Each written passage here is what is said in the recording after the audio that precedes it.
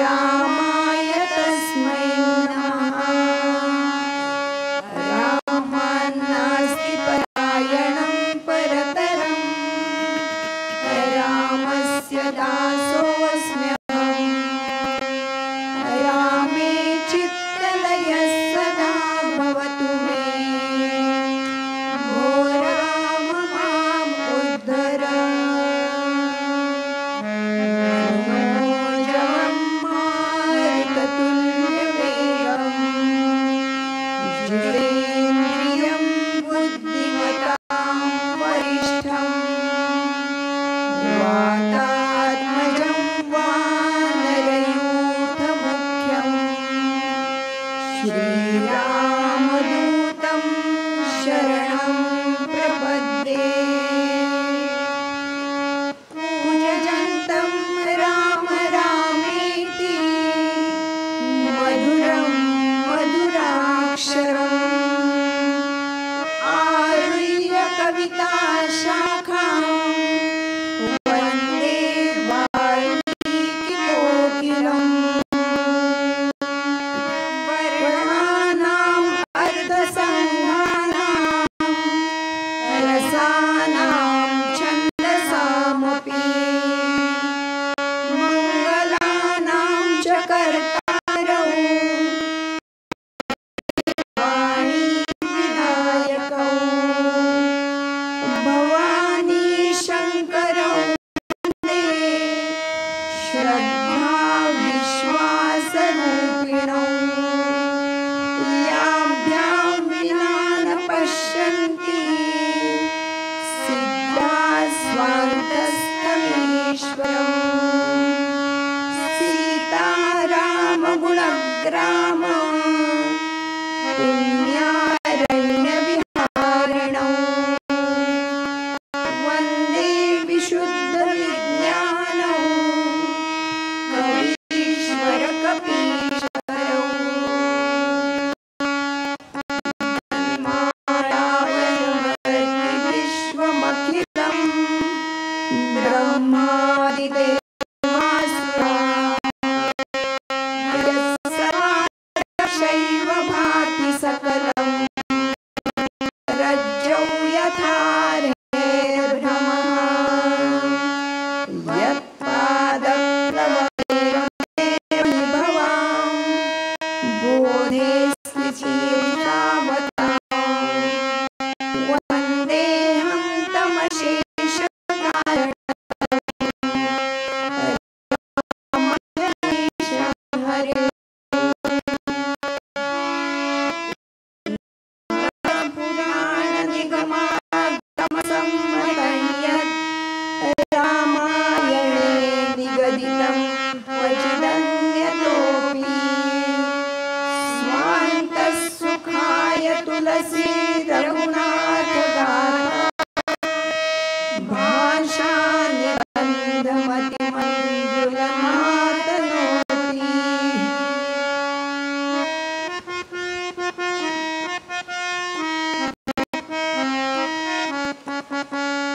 जानकी जीवन त्वं शरणं, दशरथनन्दन त्वं शरणं।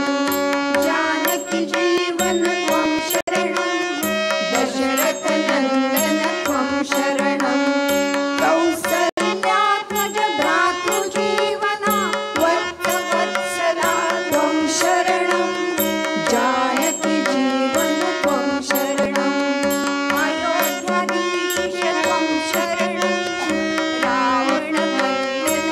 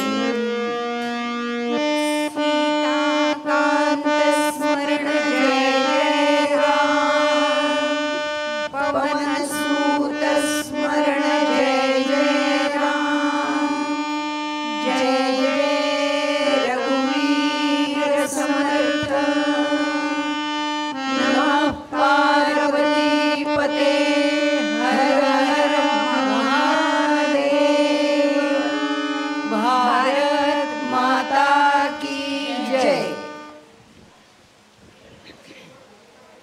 आज रामाच्या नवरात्राचा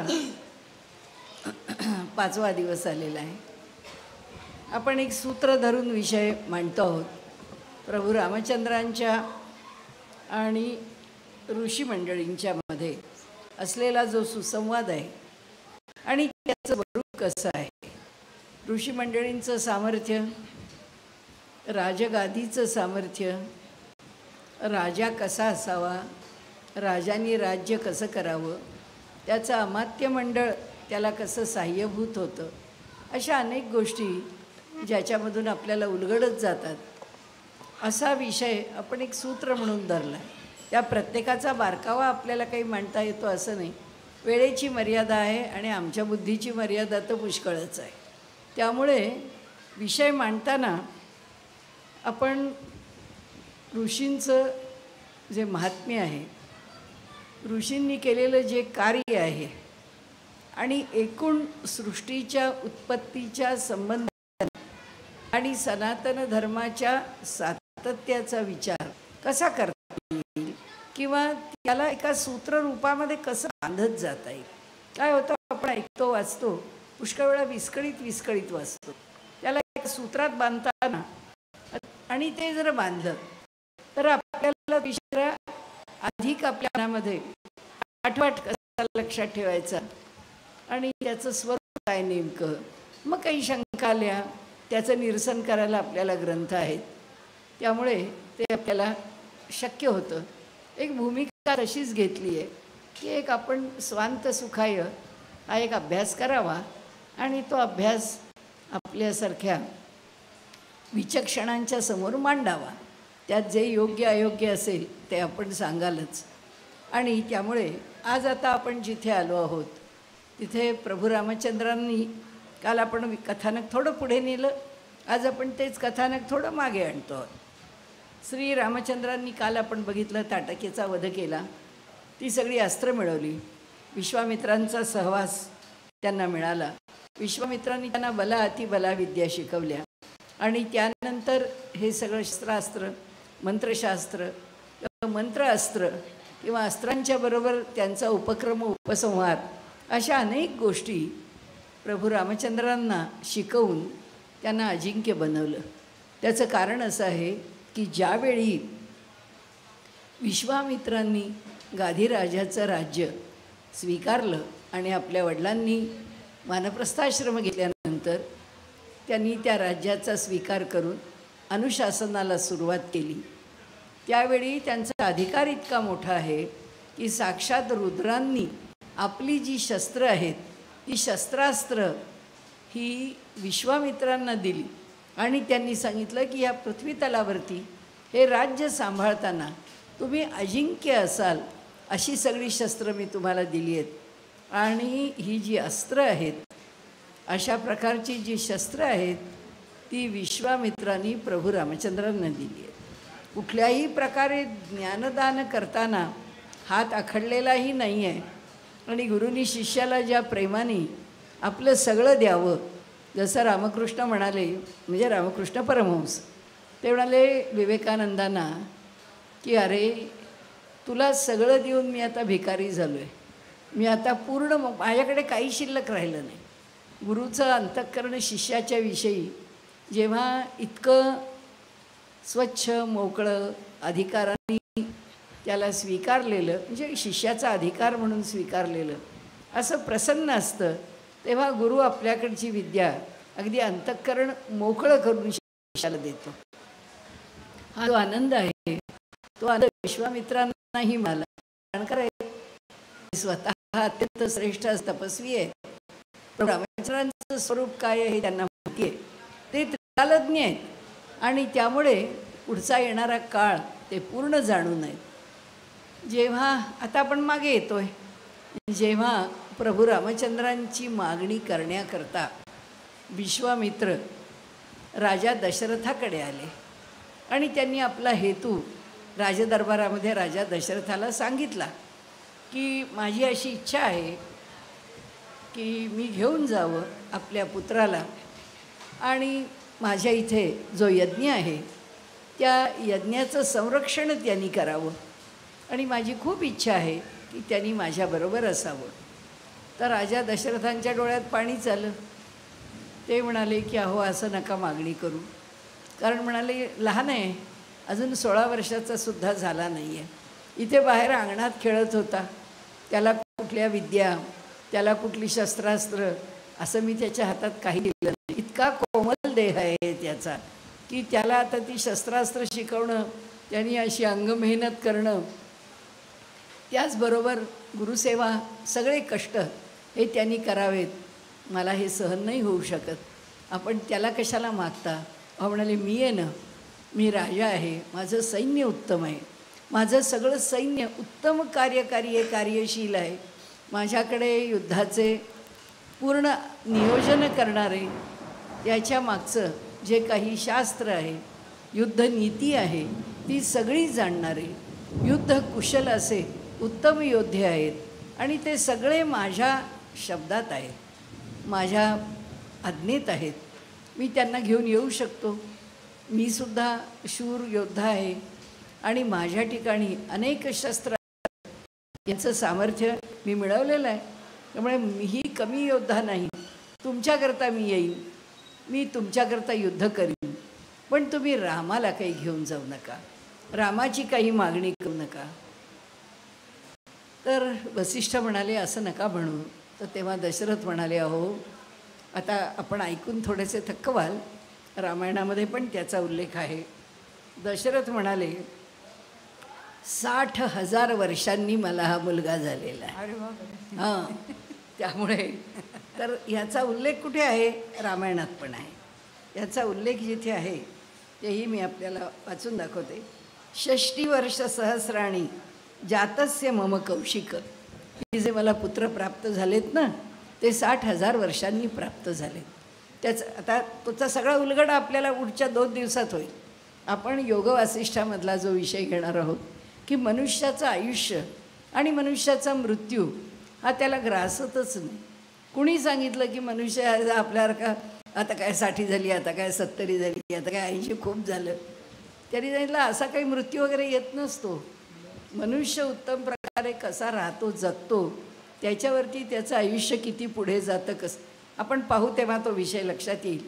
पण आता थोडासा उल्लेख केला तर यांनी सांगितलं की मी 51,000 वर्षाचं जेव्हा झालो त्यावेळी मला असं वाटलं की आता पुत्र मला काही प्राप्त होत नाही, तर आता काहीतरी त्याकरता यागाची योजना केली पाहिजे.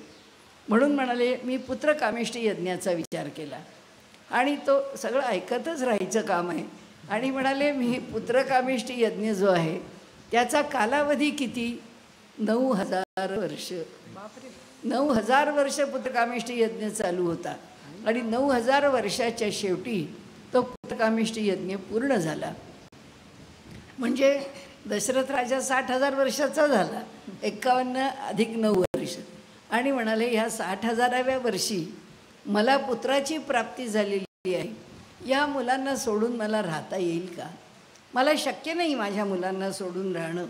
आणि त्यामुळे म्हणाले एक लक्षात घ्या की कुठल्याही प्रकारे या राक्षसांचा वध करण्याकरता रामाला नेऊन काय उपयोग? मला माहिती आहे तो काही शस्त्रास्त्रांनी युक्त नाही आहे आणि त्यामुळे युद्धामध्ये तो काही त्याचं युद्धकौशल्य दाखवून त्याचं शौर्य प्रकट करेल असा त्याचा अनुभवही नाही आहे, असा त्याचा अभ्यासही नाही.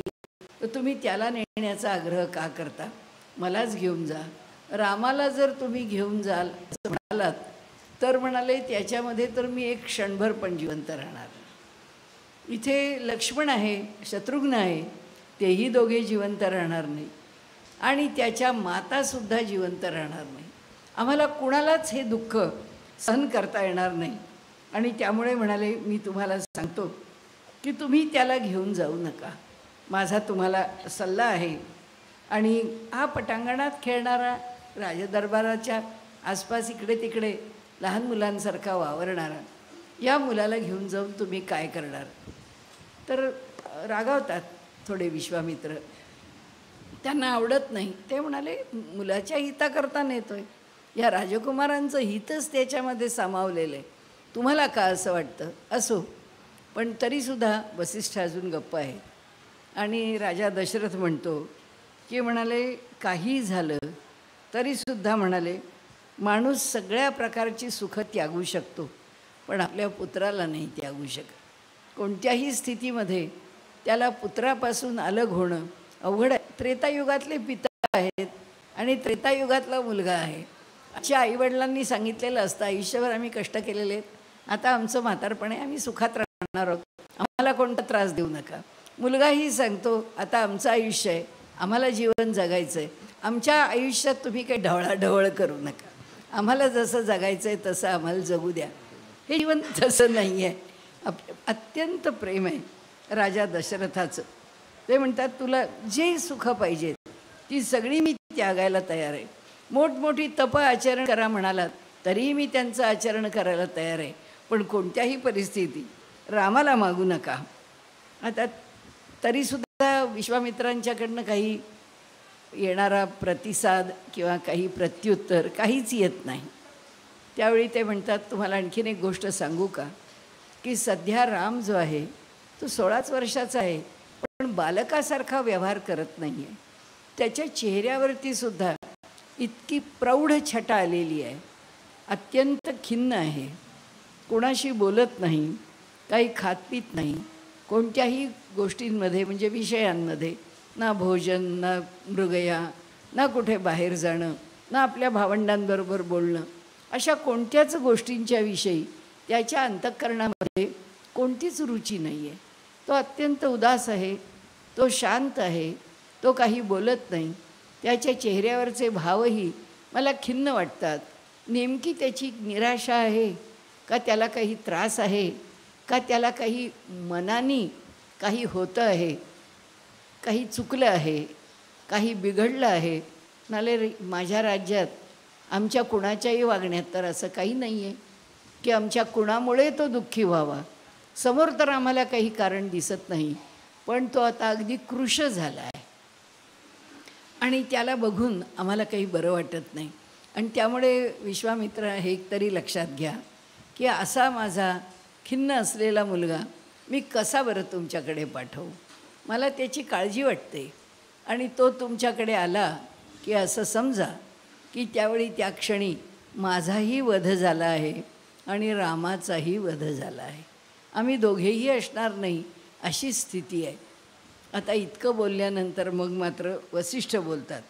म्हणाले, राजा दशरथा, तुमच्या अंतःकरणामध्ये विश्वामित्रांचा पराक्रम आठवा, त्यांची बुद्धिमत्ता आठवा, त्यांचं युद्ध कौशल्य आठवा, त्यांच्याकडे युद्ध करण्याचं असणारं जे सामर्थ्य आहे, जे शस्त्र, अस्त्र, आयुध आणि चक्र या सगळ्यांनी युक्त असलेलं आठवा, रुद्रांनी दिलेली अजिंक्य शस्त्र आठवा.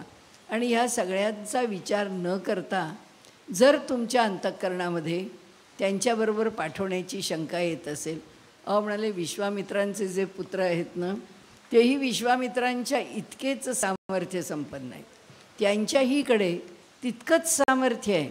रामाला घेऊन जाऊन रामाकडनं त्यांचा यज्ञ सांभाळायला जावा अशी काही भूमिका नाही आहे. असं तुमच्या अंतःकरणामध्ये येण्याचं काही कारण नाही. ते पूर्ण समर्थ आहेत, ते पूर्ण सक्षम आहेत. आणि त्यामुळे तुम्ही अशा प्रकारे आपली अडचण किंवा तुमच्या मनातला नकार सांगू नका. यात कल्याण रामाचं आहे, यात कल्याण इक्ष्वाकू वंशाचं आहे, या मध्ये कल्याण आपल्या राज्याचं आहे. आणि त्यामुळे या सूर्यवंशात असलेला हा जो राम आहे, उद्या जेव्हा राजा होईल तेव्हा ह्या पृथ्वी तलावरती तो अजिंक्य होईल आणि तो तसा व्हावा याकरताच माझी इच्छा आहे. असं बोलल्यानंतर तर राजा दशरथ काही बोलत नाहीत. आपण काल परवापासून जे बोलतो आहोत ना, धर्मदंड्योसी, धर्मदंड्योसी, धर्मदंड्योसी, तुझ्यावरती धर्माचा अंकुश आहे, तू तुझा निर्णय घेऊ नाही शकत. राजा गप्प बसला. विश्वामित्र म्हणाले, अरे तुम्ही म्हणता आहात की त्याला खिन्नता आलेली आहे. काय आहे? त्यांना भेटायला घेऊन या आणि आपण रामाशी बोलू, रामाला विचारू की खिन्नता कशामुळे आली आहे तुला? तुला जीवन इतकं नीरस किंवा नकोसं किंवा नैराश्याने भरलेलं. तर ते नैराश्य असा शब्द नाही, पण हे बाकीचं सगळं वर्णन ऐकून काही करावंसं वाटत नाही. हल्लीच्या भाषेमध्ये लोक सगळं त्याला डिप्रेशन म्हणतात. तसं त्याच्या अंतःकरणात कुठेतरी खोलवर काही नैराश्याचा तर विचार नाही ना. हा सगळा जेव्हा त्यांचा संवाद होतो तेव्हा विश्वामित्र म्हणतात, ठीक आहे, बोलावून घ्या त्याला, आपण बोलू त्याच्याशी. रामाला निरोप जातो. तो प्रतिहारी जायला निघतो तेव्हा राजा दशरथ पुन्हा एकदा शेवटचा आपला लंगडा प्रयत्न करतो. तो म्हणतो, हे बघा, मी सांगतोय ते जर तुम्हाला नाही खरं वाटलं तर हा प्रतिहारी तुम्हाला सांगेल ना की त्याचं मानस, त्याची मनस्थिती किंवा त्याच्या ठिकाणची एकूण शारीरिक परिस्थिती कशी झाली आहे. तर त्या प्रतिहारीने सांगायचं, तो अतिशय कृश झाला आहे, तो काही खात नाही, तो आमचं ऐकत नाही, तो काही बोलत नाही, तो बाहेर येत नाही, तो कोणाच्याचकडे मिसळत नाही, भाऊ भावंडांच्यामध्ये पण राहत नाही, वगैरे वगैरे. हे सगळं प्रतिहारीने सांगितल्याबरोबर तरी विश्वामित्राने सांगितलं, घेऊन या त्याला.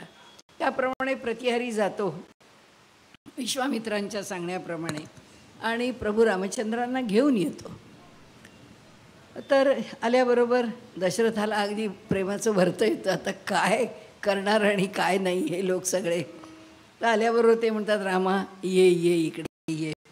प्रभू रामचंद्र आल्याबरोबर आधी वसिष्ठांना, आपल्या गुरूंना नमस्कार करतात, त्यानंतर विश्वामित्रांना नमस्कार करतात आणि आपल्या पित्याला नमस्कार करायला जातात. तेव्हा राजा दशरथ त्यांच्या मस्तकाचं अवग्रहण करतात आणि त्यांना म्हणतात, रामा बाळा ये, माझ्या अंकावर बस, म्हणजे माझ्या मांडीवर बस. राम तिथून नमस्कार करून खाली जी आसनं सगळ्यांना दिलेली आहेत त्या आसनांच्यावरती जाऊन बसतात. तिथे जाऊन बसल्यानंतर विश्वामित्र म्हणतात, रामा तुला काहीच कमी नाही, शौर्य पराक्रमात तू श्रेष्ठ आहेत, तुझी कीर्तीही तशीच आहे, निष्कलंक आहे. तुझे वडील, तुझं इक्ष्वाकू कुल, या सगळ्यामधून तुला कुठल्याही प्रकारे नैराश्य यावं असं काही नाही आहे. तर का बरं तू असा निराश किंवा का बरं तू असा खिन्न उदासीन आहेस? उदासीन असण्याचं काही कारण आहे असं मला वाटत नाही. विश्वामित्र म्हणतात, नाही, आपण असा विचार करू नका. मी आपल्याला असं म्हणतो की आपण रामाला विचारू की तुला निराशा कशाची, तुझ्या अंतःकरणामध्ये खिन्नता कशाची आणि हे सगळं काय कारणाने आलेलं आहे, त्याच्या मागचं कारण काय आहे, हे सगळं तू मला मनमोकळेपणाने सांग किंवा आमच्या सगळ्यांच्या समोर तू बोल. हे ऐकल्याबरोबर प्रभू रामचंद्रांचा चेहरा उजळतो. तो बालराम म्हणतो की मला खूप आनंद झाला. तुम्ही असं मला विचारलंत ना की माझ्या मनामध्ये काय संशय आहे, माझ्या मनामध्ये काय त्रास आहे किंवा मी कशामुळे दुखावलो गेलो आहे. तर तो सांगतो की माझ्यापुढे काही प्रश्न आहेत आणि त्या प्रश्नांची उत्तरं मला पाहिजे आहेत. हे जग कसं निर्माण झालं, या जगामधलं अशाश्वतपण काय आहे, कालाचं स्वरूप काय आहे, मनुष्याच्या मागे हे षड्रिपू का त्रास देतात, हे दुःख कसं आहे, या संसाराचं नाशवंतपण कसं आहे, असे अनेक प्रश्न माझ्या मनात उद्भवतात. आणि त्या सगळ्या प्रश्नांच्यामुळे माझ्या मनामध्ये एक प्रकारे वैराग्य निर्माण होतं. माझ्या मनात एक प्रकारे दुःख होतं, मला नकोसं वाटतं. म्हणजे हल्लीच्या भाषेत बोलायचं तर विड्रॉवल सिम्पटम्स येतात की नको, या जगात राहणं नको, हे जे चालू आहे ते नको. आणि असा प्रभू राम त्या ठिकाणी जेव्हा त्यांना सांगतो की मला अशा प्रकारचा त्रास आहे, अशी माझी मनस्थिती आहे, तर तेव्हा विश्वामित्र म्हणतात की ठीक आहे बाळ. म्हणाले, घटना अशी घडली होती की म्हणाले आम्ही जेव्हा एकमेकांशी वैरभावामध्ये होतो आणि आमच्यातलं वैर दूर करण्याकरता म्हणून साक्षात ब्रह्मदेव हे निषद पर्वतावरती आले होते आणि त्यांनी आम्हा दोघांना बसवलं होतं आणि ब्रह्मदेवानी आम्हाला ज्ञानाचा उपदेश केला होता. तो ज्ञानाचा उपदेश मी ऐकलाच आहे, तो ज्ञानाचा उपदेश वसिष्ठांनी पण ऐकला आहे. त्यानंतर आमच्यामध्ये दिलजमाई झालेली आहे आणि आमचं एकमेकांशी पुन्हा सख्य निर्माण झालं आहे, किंबहुना आता सख्य निर्माण झालं आहे. कारण पुन्हा निर्माण व्हायला पहिल्यापासून वादविवादच होते. सख्य असं कधीच नव्हतं, वैचारिक मतभेद होतेच होते. तर त्यांनी सांगितलं की वसिष्ठांना हे अधिकार तुमचा आहे, ज्ञानी तुम्ही आहात, तुम्ही ब्रह्मज्ञानी आहात, तर रामाला तुम्ही आता उपदेश करा. आणि रामाला त्याच्या सगळ्या प्रश्नांची उत्तरं देऊन त्याला मी निश्चित घेऊन जाणार आहे, याबद्दल वाद नाही, परंतु त्याचं मन त्या दृष्टीने तयार करा.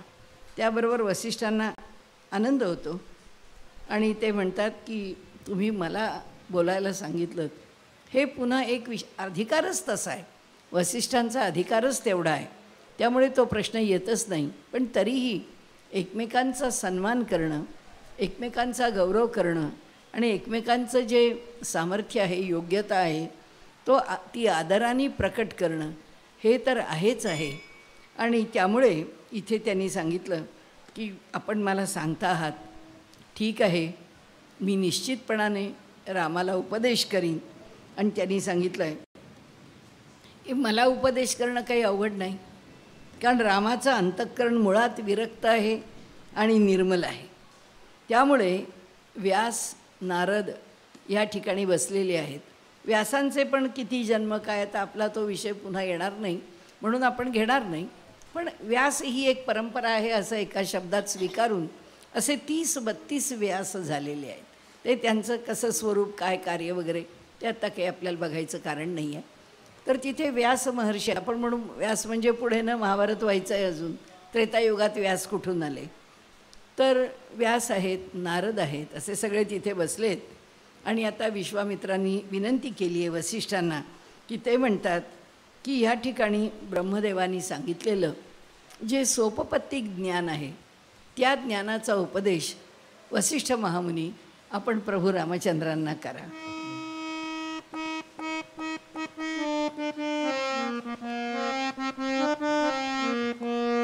जय सच्चिद घन जानकी जीवन नारायण तव दासोहम.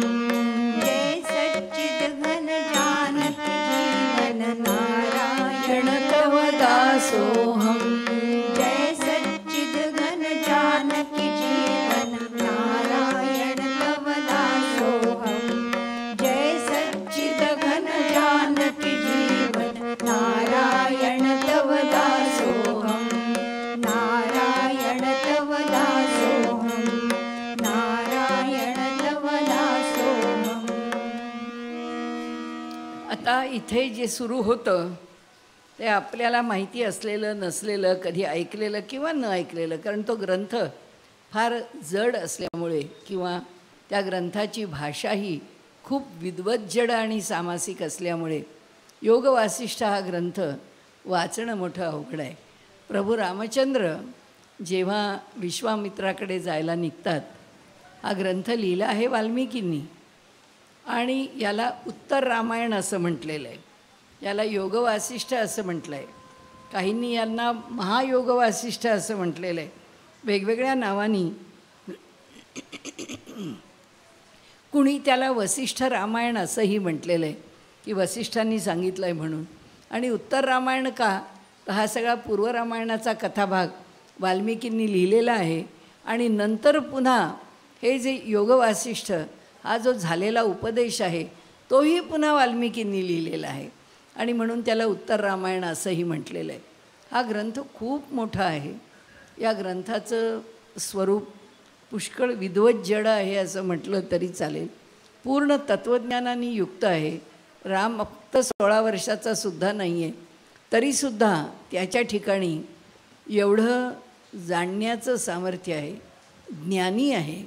आणि त्यामुळे या ठिकाणी जे वर्णन केलेलं आहे, ज्या प्रकारे तत्त्वज्ञान मांडलं आहे, ज्या प्रकारचे प्रश्न आहेत, ते सगळे प्रश्न आमचे प्रश्न सोडवणार आहे. आम्हाला फार थोडं कळणार आहे त्यातलं, बाकी सगळं आमच्या दृष्टीने न कळणारा भाग आहे. त्यातले जे आमचे प्रश्न आहेत तेवढे प्रश्न आपण घेऊ शकतो.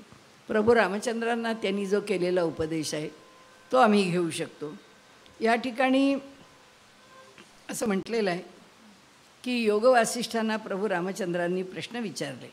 आपण मगाशी म्हणालो त्याप्रमाणे विश्वामित्रांशी बोलताना ते जे बोलतात आणि सांगतात की अशी अशी माझी शंका आहे, तर वसिष्ठांना ते म्हणतात की ह्या शंकांचं उत्तर मला मिळावं अशी अपेक्षा आहे.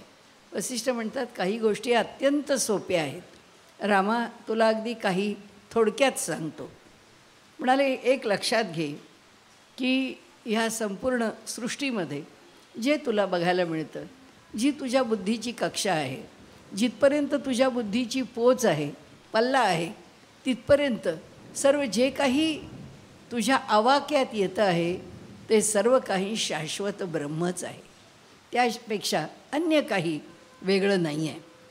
हे जग आहे, तू ज्या जगाला पाहतो आहेस, हे सगळं जगसुद्धा त्या ब्रह्माचं सत हे जे रूप आहे.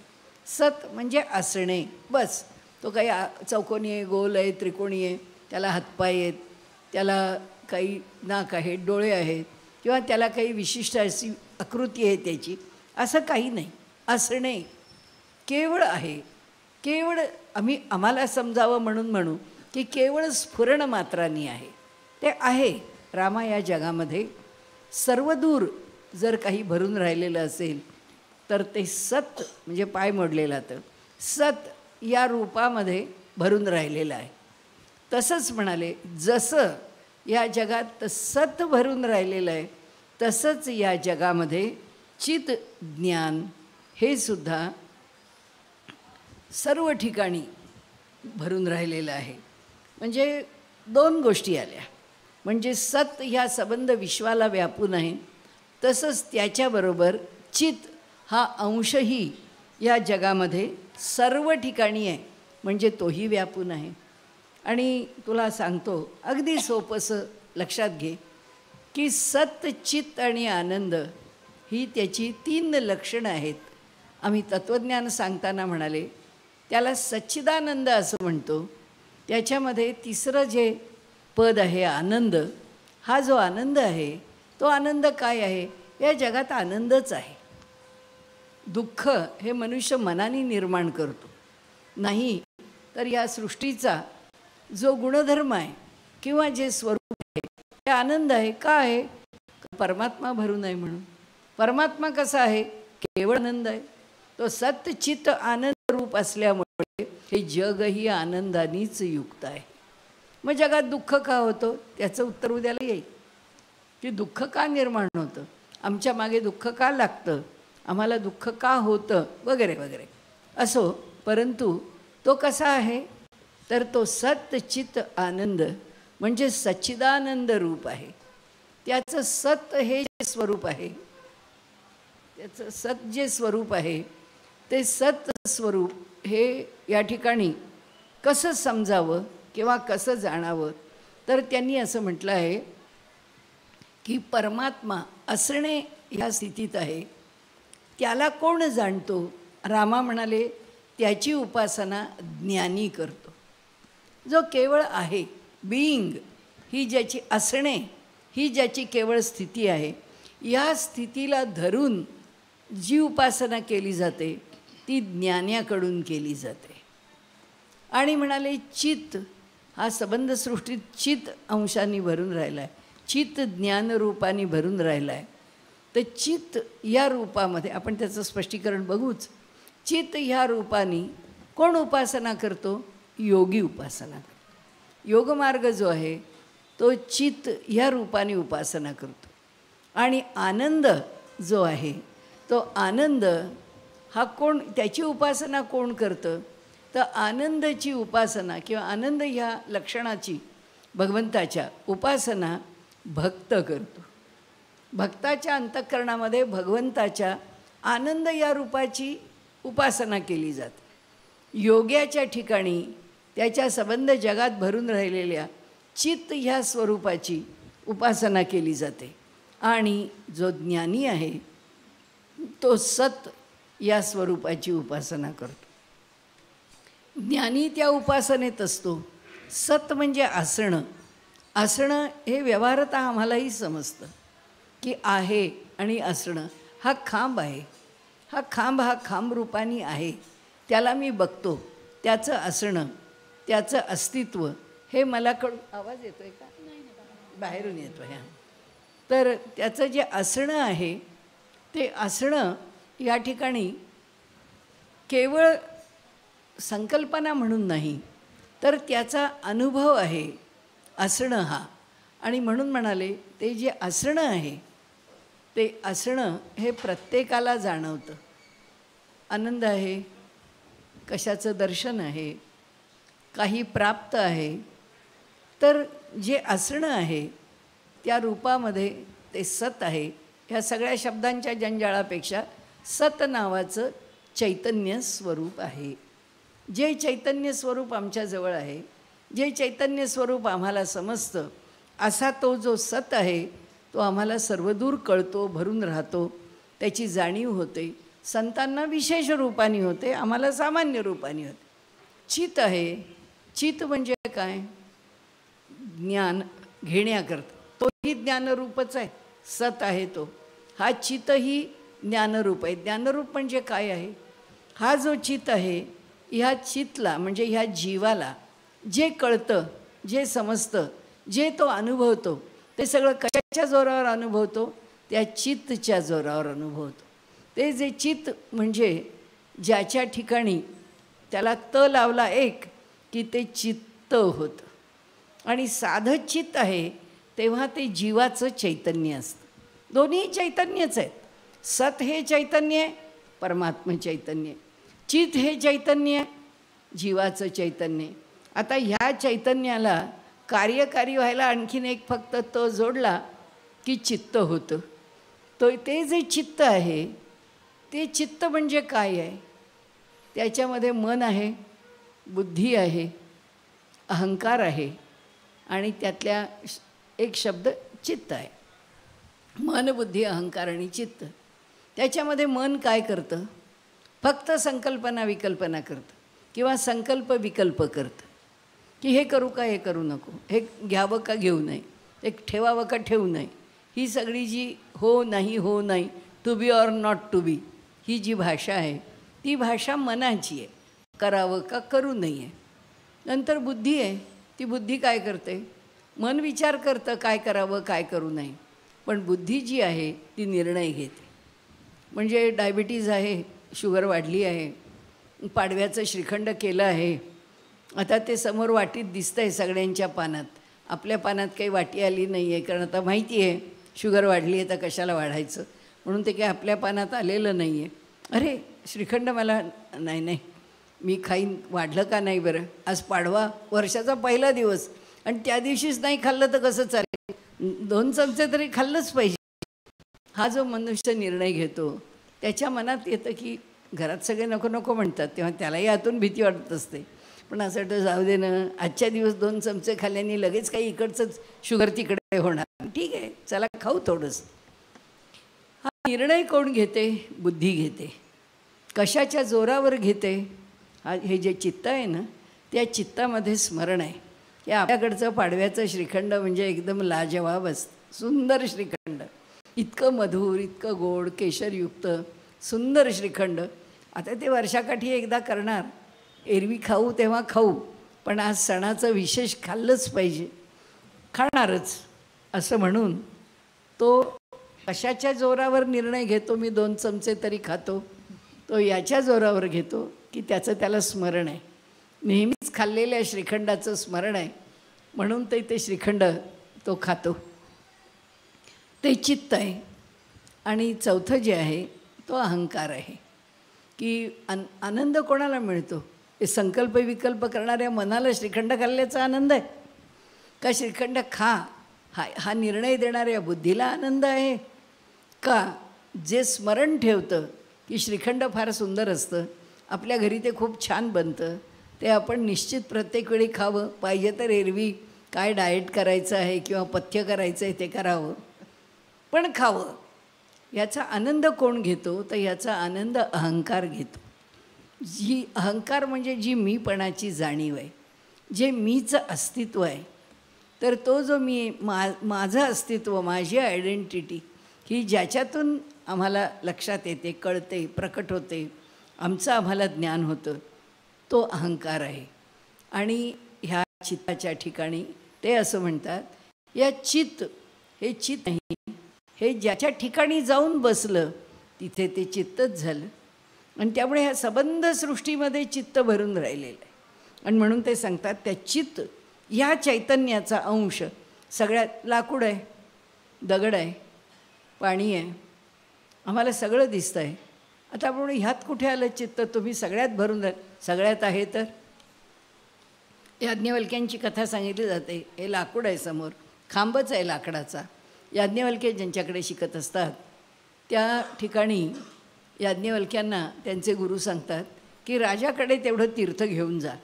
त्याप्रमाणे तीर्थ घेऊन जातात, रोज जात असतात. राजा तीर्थ ठेवून द्या असं म्हणतो. आता एरवी विद्यार्थी ठेवून द्या म्हणाले की ठेवून यायचे. याज्ञवल्क्य त्या दिवशी गेलेले आहेत त्यांना तीर्थ देण्याकरता.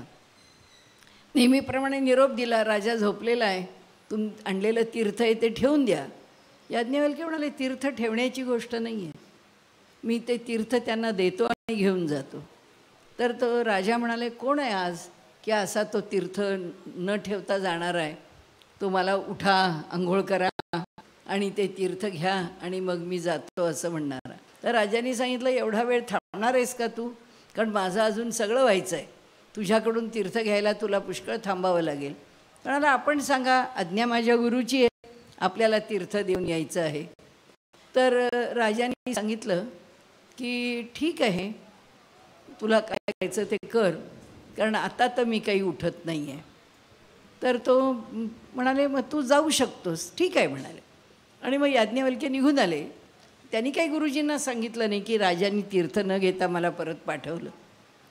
दुसरे राजा आला संध्याकाळी, म्हणाले आज सकाळी कुणा मुलाला पाठवलं होतं मला तीर्थ द्यायला? तर त्यांनी बोलावलं याज्ञवल्क्यांना. याज्ञवल्क्य आले आणि ते म्हणाले हा मुलगा पाठवला होता. तर म्हणाले ठीक आहे, उद्याला ह्याच मुलाला माझ्याकडे पाठवा. त्याप्रमाणे याज्ञवल्क्यांना गुरूंनी सांगितलं. म्हणाले दुसऱ्याला पाठवून का चालणार गुरुजी? तुला राजांनी सांगितलं की म्हणजे माझ्याकडे ती एका परीने आज्ञा आहे की तू उद्याला तुझ्याच बरोबर तीर्थ पाठवावं, त्यामुळे मी तुलाच उद्याला तीर्थाकरता पाठवतो, तीर्थ घेऊन जा. त्याप्रमाणे हा तीर्थ घेऊन गेला. राजा अगदी सगळं तयार, अंघोळ बिंघोळ करून सगळं तयार होऊन बसलेला होता आणि तीर्थ घ्यायला आला आणि म्हणाला काय रे एवढासा मुलगा तू, आणि तीर्थ रोज मुलं ठेवून जातात, तू ठेवून गेला नाहीस, तेवढं मला चालणार नाही. तीर्थाचं महात्म्य मला माहिती आहे. म्हणाले काय महात्म्य आहे? नाही म्हणाले ते सामर्थ्य संपन्न आहे, साक्षात ईश्वराचं तेज आहे त्याच्यामध्ये, त्याला काय वाटतं ते तो बोलतो.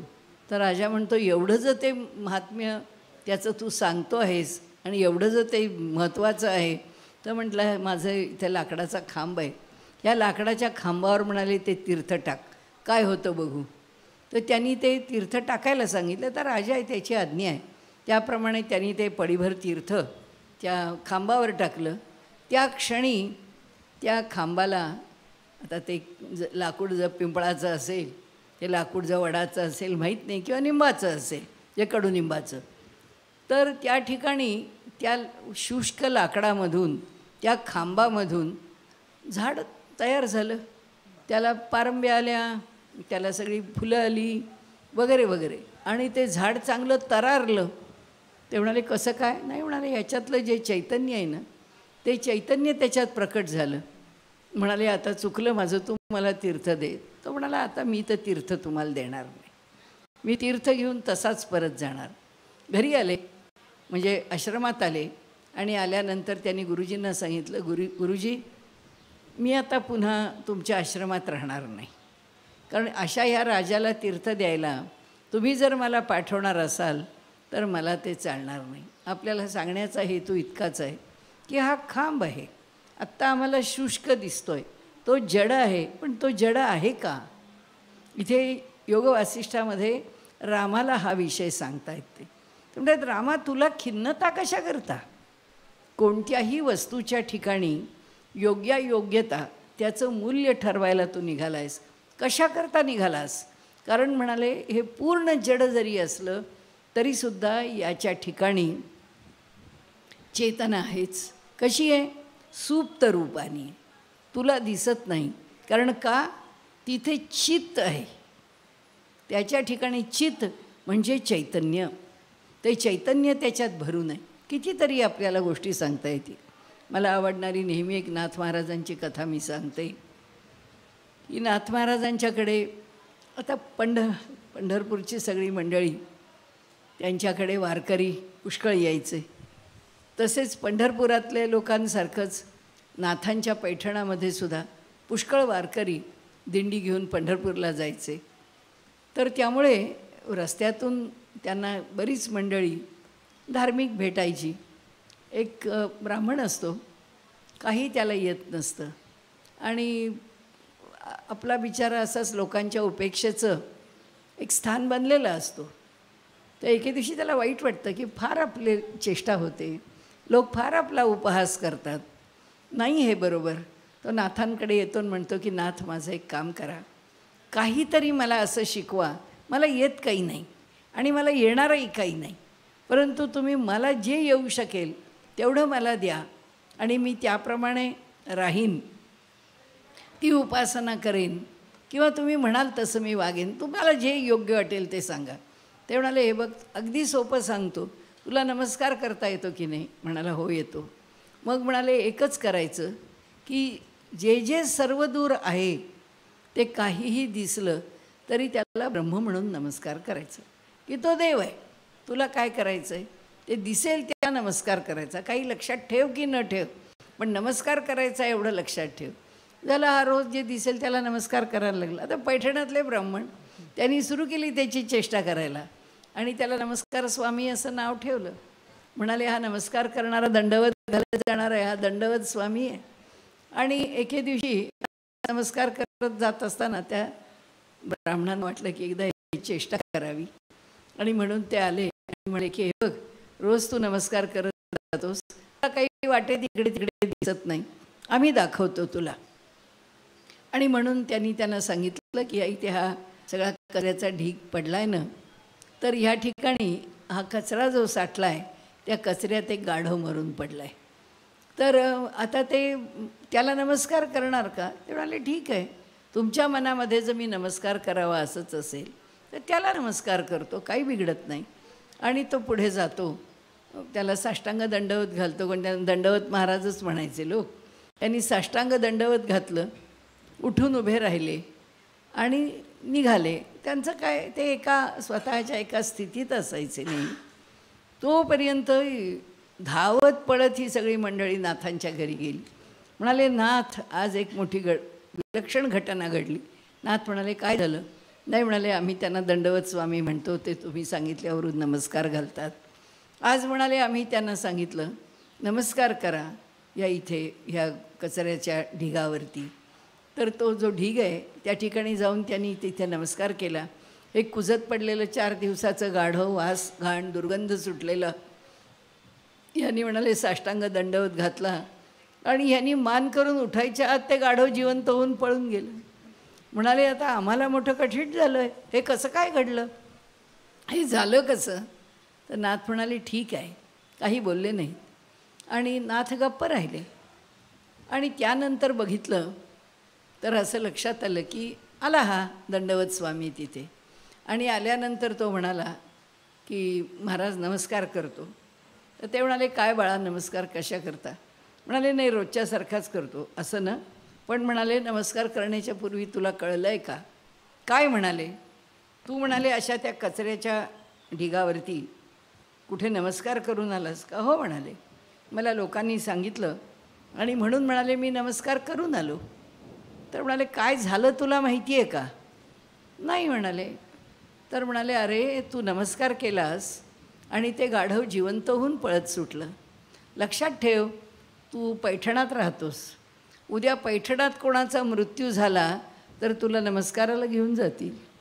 हे प्रसंग म्हणाले फार कठीण होतील. आणि त्यामुळे एक लक्षात ठेव की ज्या क्षणी तुझ्या अंतःकरणामध्ये देहाविषयीचा मोह कमी होईल त्या क्षणी तू तुझा देह त्याग. ठीक म्हणाले. गुरुजींना नमस्कार केला आणि तिथंच देह सोडला. त्याबरोबर झालं, ह्याच लोकांनी गावात उठवलं पैठणात की नाथांच्या घरामध्ये ब्रह्महत्या झालेली आहे, नाथांनी ब्रह्महत्या केली असा कसा तो गेला, त्या गाढवाला ज्यांनी उठवलं तो त्यांच्या नमस्कार करून गेला कसा, वगैरे वगैरे. आणि मग नाथांच्यावरती त्यांनी एक कुभांड रचलं आणि असं म्हणाले की त्या माणसानी जर नाथ म्हणतात की सर्व काही सगळ्यामध्ये चैतन्य आहे, सगळ्यामध्ये ब्रह्म भरून आहे, आणि तसंच जे जे आम्हाला दिसतं आहे त्या प्रत्येक वस्तूमध्ये त्याचं स्वतःचं एक चैतन्य आहे. आम्ही मनुष्य आहोत, आमचं चैतन्य प्रत्यक्ष हालचालीतून कळतं आहे. वृक्ष वनस्पती आहेत, त्यांचं चैतन्य त्या फुलण्यातून आणि वाऱ्याबरोबर डोलण्यातून. झाड जेव्हा डोलायला लागतं तेव्हा आपल्याला कळतं की झाडाला काय संवेदना आहे. ज्या सुंदर प्रकारे ते झाड डोलत असतं, त्यामुळे तेथेही चेतना आहे. अशा प्रत्येक वस्तूमध्ये चेतना आहे. तर म्हणाले, म्हणून त्याला त्या चैतन्याचा साक्षात्कार झाला आणि हे तत्त्व त्याला म्हणजे साक्षात अनुभूतीला आलं, अनुभवाला आलं, प्रत्ययाला आलं, आणि त्यामुळे अशी घटना घडली. ठीक आहे म्हणाले, असं जर त्याच्या प्रत्ययाला आलं तर तुम्ही दाखवा, हाच प्रयोग करू. ते म्हणाले काय तुमच्या मनात आहे? नाही म्हणाले, आपल्या मंदिरामध्ये जो नंदी आहे तो पाषाणाचा नंदी आहे, तर त्यांनी जर मेलेलं गाढव जर जिवंत केलं तर आपणही त्या पाषाणाच्या नंदीचा काही आम्हाला असा चमत्कार दाखवा की जो आपल्याला एक जिवंतपणाची खूण किंवा एक साक्ष देईल. ते म्हणाले तुमची काय इच्छा असेल ते तुम्ही मला सांगा. तुम्ही ब्रह्मवृंद आहात, मला वंदनीय आहात, तुम्ही म्हणाल ते ऐकायची माझी तयारी आहे. एके दिवशी मोठी सभा भरली, सगळ्या आसपासच्या गावचे लोक जमले, हजारो लोक त्या ठिकाणी जमलेले आहेत. आणि ब्राह्मणांनी सांगितलं की हे असं असं घडलेलं आहे, आणि त्यांनी जी हत्या झाली आहे त्या ब्राह्मणाची ती केवळ नाथ महाराजांच्या सांगण्यामुळे झालेली आहे. एक तत्त्वसूत्र त्यांनी सांगितलं, पण आता तेच सूत्र तेच तत्त्व नाथांना अवलंबता येतं का बघून, हे असं घडू शकतं का, आम्हालाही बघायचं आहे. तर त्याप्रमाणे आपण नाथांना असं सांगूया की हा जो मंदिरातला नंदी आहे, या नंदीला त्यांनी गवताचा कवळ खाऊ घालावा, एक घास द्यावा, भरवावा, आणि त्या नंदीनी खावा. कारण जर चैतन्यच आहे सगळ्यामध्ये आणि सगळंच जर चैतन्यमय आहे तर मग ते का नाही घडणार, होऊ शकेल, आणि त्याप्रमाणे घडवावं. तर सगळे म्हणाले ठीक आहे ठीक आहे. लोक तर सगळे बसलेलेच होते. त्यांनी तो गवताचा भारा आणला, नाथांच्या समोर ठेवला. नाथांनी त्यातला एक कवळ काढून घेतला, एक घास गवत त्या नंदीच्या दृष्टीने काढून घेतलं. त्या नंदीच्या जवळ आले, त्याच्या पाठीवरती हात ठेवला आणि नंदीला म्हणाले तुला खाण्याकरता गवत आणलं आहे, त्याचा ग्रास घे. असं म्हटल्याबरोबर त्या दगडाच्या नंदीने आ केलं आणि ते गवत खाल्लं. आता हजारो लोकांनी जेव्हा ते गवत खाताना पाहिलं तेव्हा ते थक्क झाले. त्यांना असं वाटलं हे कसं काय घडलं, हे काही समजत नाही आपल्याला. आणि मग काय लोकांनी नाथ महाराज की जय वगैरे सगळं सुरू झालं. तेव्हा नाथांनी त्या नंदीला सांगितलं की आता एक कर, आता इथे राहू नकोस, कारण तू गवताचा कवळ खाल्ला म्हणजे लोकांच्या दृष्टीने तू एकदम सामर्थ्य संपन्न देवता झालास. लोकांचे जे काही तुला नवस सुरू होतील आणि ते तुला हैराण करतील, तर तू काही इथे थांबू नकोस, तर तू या गोदावरीच्या पात्रात जा. एवढ्या हजारो लोकांच्या समोर तो नंदी चालत निघाला आणि त्यांनी गोदावरीच्या पात्रामध्ये जलसमाधी घेतली. आजही तो नंदी आहे. जेव्हा पाणी कमी होतं तेव्हा त्या नंदीचं दर्शन होतं आपल्याला. नंदी आत आहे पुढे खोलात. सांगण्याचा हेतू असा आहे की इथे प्रभू रामचंद्रांना वसिष्ठ महामुनी पहिलं सूत्र सांगतायत. ते म्हणाले एक लक्षात घे, हे जे जगत आहे ना, हे जगत त्या परमात्मा तत्वानी तर भरलेलं आहेच रामा, पण त्याचबरोबर आमच्या प्रत्येकाच्या ठिकाणी चैतन्य तत्व आहे. असं नको समजू की माणसाकडे चैतन्य आहे, असं नको समजू पशुपक्ष्यांकडे चैतन्य आहे, वृक्ष वनस्पतींकडे चैतन्य. ही सर्व सृष्टी जड आणि जी सजीव आहे, जी चराचर सृष्टी आहे, अशी ही सृष्टी पूर्णपणे चैतन्याने भरलेली आहे.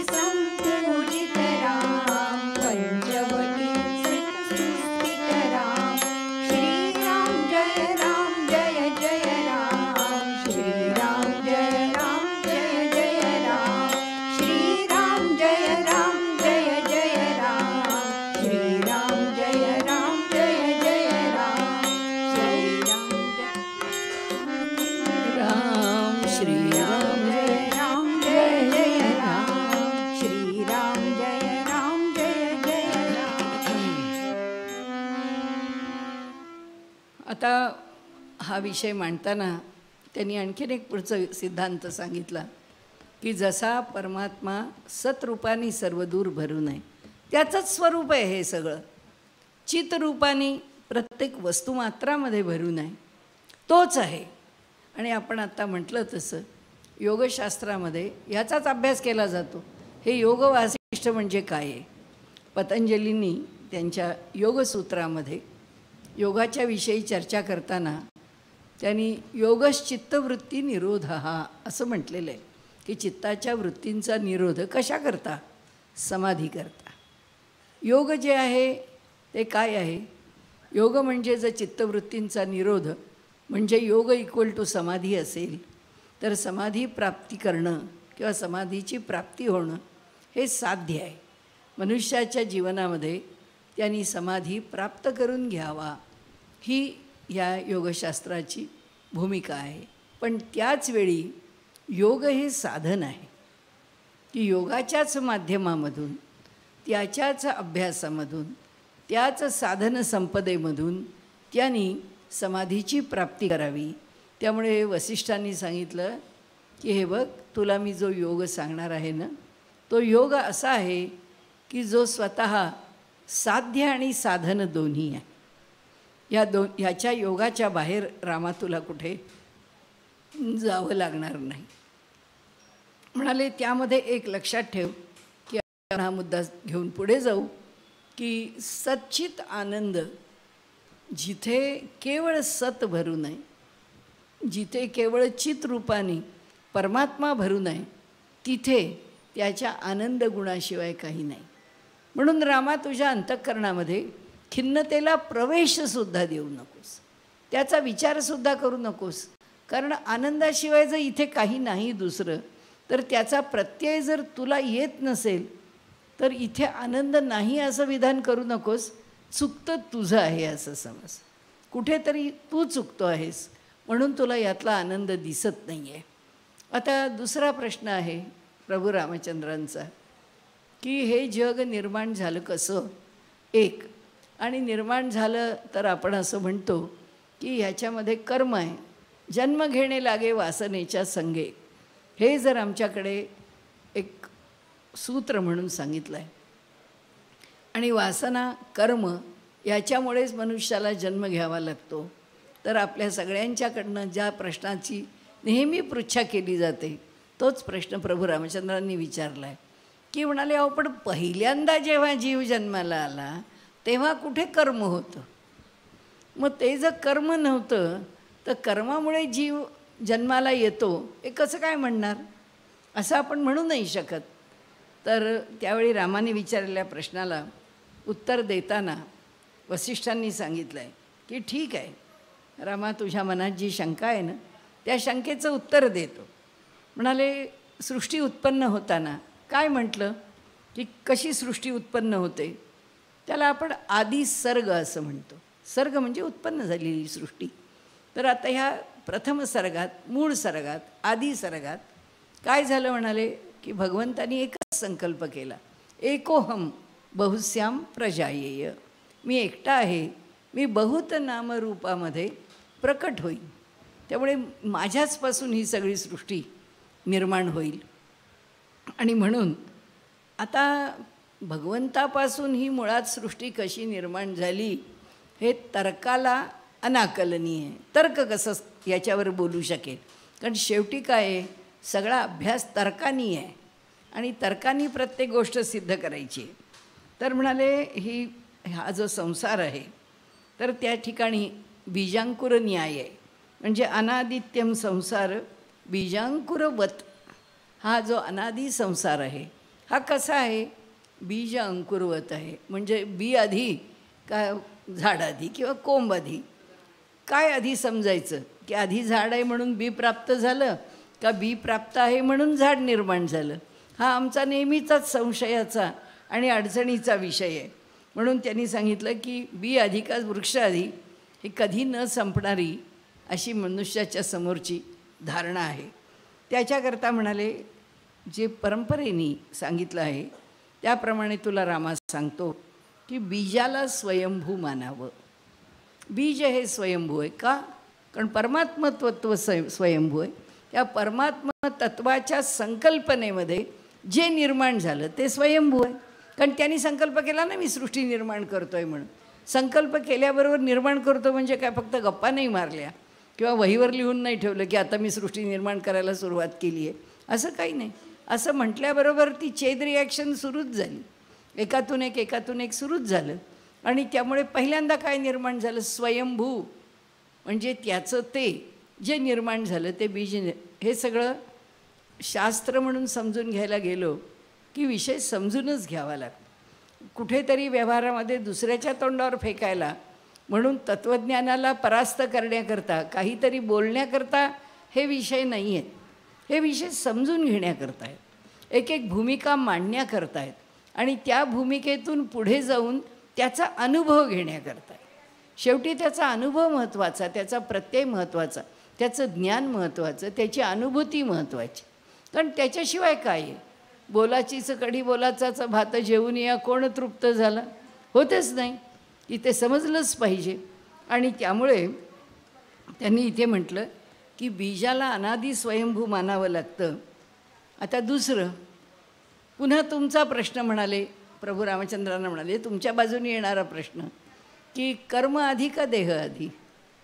देहाशिवाय कर्म होत नाही आणि कर्माशिवाय देह उत्पन्न होत नाही. आपण म्हणतो की आमचं कर्म आहे ते प्रारब्ध भोगायला आम्ही जन्माला येतो. मग आता प्रारब्ध आधी आणि मग आम्हाला देह मिळाला तो आधी का? देह आधी आणि देहाने कर्म केलं म्हणून प्रारब्ध नंतर. म्हणाले काय समजायचं? तर त्यावेळी त्यांनी सांगितलं की प्रथम सर्ग जो आहे त्या प्रथम सर्गाची आपण कल्पना करू शकत नाही, म्हणून आपण त्याला अनादी असं म्हणतो. म्हणजे अनादी असं म्हणून तसं स्वीकारणं किंवा ती भूमिका स्वीकारणं याचा अर्थ गबाळी श्रद्धा नव्हे. कारण भगवंताचा संकल्प याचं सामर्थ्य ज्याला कळलं त्याला तो अनादी सर्ग म्हणजे अनादी सृष्टी म्हणजे पहिल्यांदा सृष्टी कशी निर्माण झाली हे त्याला कळेल. वसिष्ठ महामुनी म्हणतात, रामा हा विषय तुझ्यासमोर ठेवतो.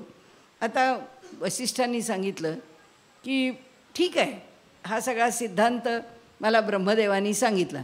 कारण हे ज्ञान कोणी आयऱ्यागायऱ्यांनी सांगितलेलं नाही आहे. ब्रह्मदेवानी विश्वामित्रांच्या साक्षीनी वसिष्ठांना ज्ञान दिलेलं आहे. आता ते म्हणतात, आता माझी भूमिका तुला सांगतो रामा, लक्षात घे. आणि त्यावेळी ते सांगतात, म्हणाले हे बघ, न संभवती जीवस्य सर्गादि कर्म कस्यचित पश्चात स्वकर्म निर्माय भुंक्ते कल्पनाय सचित. आता इथे न संभवती जीवस्य सर्गादि कर्म कस्यचित, अजिबात शक्यता नाही की जीव निर्माण झाले आणि त्यांच्याबरोबर कर्म आहे. अनादी कर्मामध्ये जीव जन्माला आला आणि त्यांच्याबरोबर कर्म आहे. कुठून आणणार कर्म? ते नाही आण. का ही भूमिका घेतली आहे त्याच्या फार बारकाव्यात आपण नाही जाणार. त्याचं कारण अगदी तत्त्वज्ञानाचा तो पूर्णपणे विषय आहे. तरीसुद्धा एक गोष्ट आपण नक्की लक्षात घेऊ शकतो, ती म्हणजे अशी की जीवाला जन्माला घातलं ते ब्रह्मदेवानी कसं घातलं? स्वयंभूत्व देऊनच घातलं. स्वतः स्वयंभू आहेत आणि आपल्यापासून ते जीव निर्माण झाले. आणि ते जीव निर्माण करताना आता त्याच्या मागे प्रक्रिया काय असं नाही विचारू शकत. जसं याज्ञवल्क्यांना म्हणजे मैत्रेयी आणि तिची आत्या गार्गी, बरोबर ना, नाव चुकले नाही ना, हां, गार्गी आणि मैत्रेयी, तर ती विचारते, याज्ञवल्क्यांना प्रश्न विचारत राहते, ह्याच्या आधी काय, मग ह्याच्या आधी काय, मग ह्याच्या आधी काय. ती विद्वान आहे, ज्ञानी आहे. आणि तिने त्या ठिकाणी याज्ञवल्क्य आणि तिच्या संवादामध्ये बृहदारण्यक उपनिषदामध्ये आलेला विषय आहे की ते सारखे सांगत राहतात, ठीक आहे याच्या मागे हे आहे, याच्या मागे हे आहे, याच्या मागे हे आहे. म्हणजे सृष्टीचा घेतला तरी विषय मागे मागे मागे सांगत गेले. आता त्यांनी सांगितलं याच्या मागे जो आहे तो परमात्मा आहे, असं सांगितलं, परब्रह्म आहे, साक्षात चैतन्य आहे. त्याच्या मागे काय? त्याबरोबर याज्ञवल्क्यांनी सांगितलं यांचं डोकं उडवा.